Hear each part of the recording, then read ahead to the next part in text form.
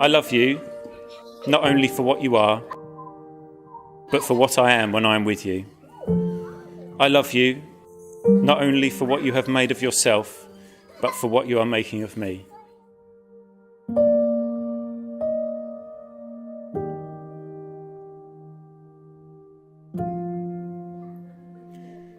Abby and I went to secondary school together, so we've been aware of each other since about 11 years old.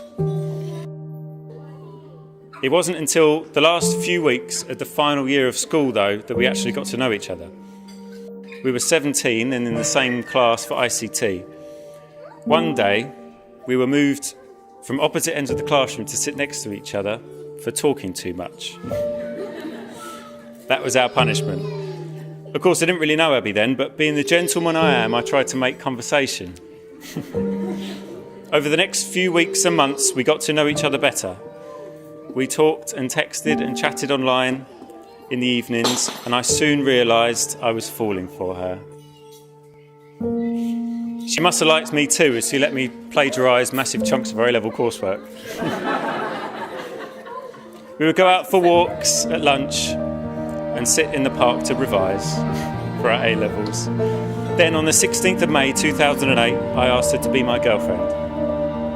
Of course, she said yes.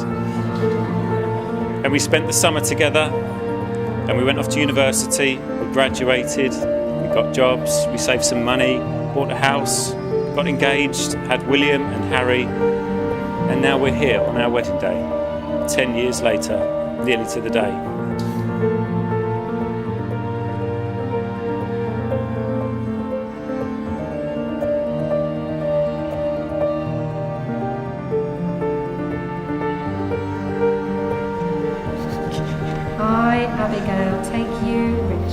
I, Abigail, take you, Richard, to be my husband, to be my husband, to have and to hold, to have and to hold, from this day forward, from this day forward, for better, for worse, for better, for worse, for richer, for poorer, for richer, for poorer, in sickness and in health, in sickness and in health, to love and to cherish, to love and to cherish, till death us do, till death do us part, according to God's holy law, according to God's holy law, in the presence of God, in the presence of God, I make this vow.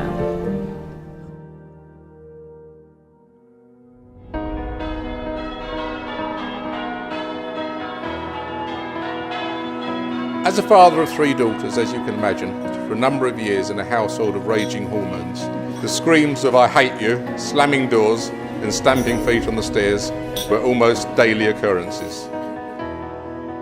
But fear not. As parents, the stresses and conflict of those teenage years are endured towards an ultimate longer-term goal. The achievement of that goal cannot be better demonstrated by the presence today of our daughter Abby, a bright, beautiful young woman, on this, her wedding day. When I realised that I actually quite liked Richard, I had to act quite quick because we only had 2 weeks until our study leave. So I decided to invite myself to his 18th birthday party. For those that know Richard, they know that he's quite forgetful, and I learnt this that night of the party. After sharing our first kiss, Richard led me down the garden and we were chatting and trying to get to know each other a little bit more. Someone called Richard at some point to say, would he like a drink? And although he said he'd be right back, it actually appeared that Richard completely forgot and he never actually returned. A week or 2 later, my hopes were then raised again as he seemed close to asking me out, and I was getting rather excited that maybe, finally, my hard work had paid off. Only for him to then turn around and say, do you want to just give it a go and see how it goes? That was how he asked me out, so it wasn't quite how Richard would like to share it with you. I received an email on my birthday one year. It said, "Happy birthday, Charlie. Mum made me send this." Richard, Abby, I wish you all the best in your life together. I love you both. Mum made me say that. Abigail, I give you this ring as a sign of our marriage. With my body I honour you. All that I am I give to you, and all that I have I share with you. Within the love of God, Father, Son and Holy Spirit.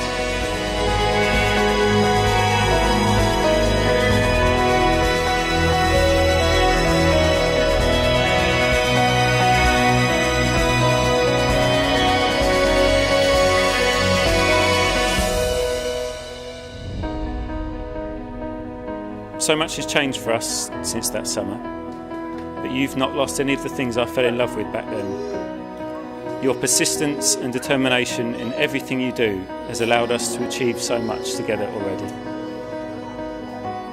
We have our two wonderful boys, William and Harry, and I'm loving bringing them up with you.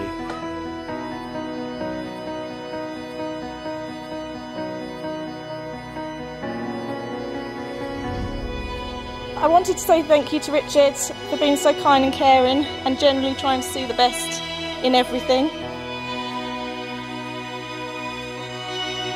We've shared so much together already before this day, and I'm excited to share the next chapter with you as your wife. I cannot imagine what my life would have been had I not been talking those 10 years ago and moved next to you in ICT. You are my best friends, and I couldn't imagine life without you.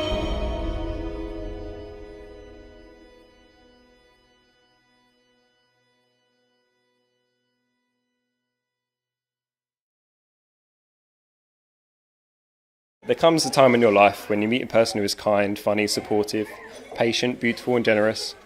Richard did that 21 years ago when I was brought home from hospital.